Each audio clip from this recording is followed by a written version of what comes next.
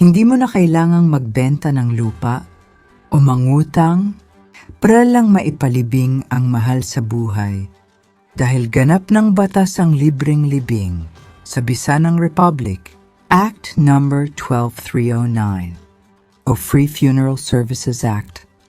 Isinulong ito ni Senadora Amy Marcos para sa mga pamilyang hirap sa buhay, para sa mga Pilipinings walang kakayahang tustusan ang gastos sa libing.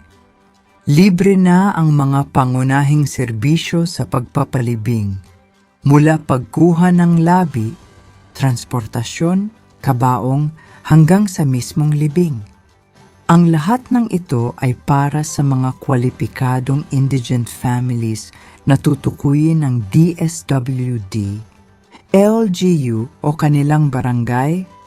Isang batas na para sa dignidad, para sa bawat Pilipinong dapat marangal hanggang sa huling sandali. Tayo ang sumulat, tayo ang nanindigan. At hindi tayo umatras hanggang sa tuluyang maging batas ang libreng libing.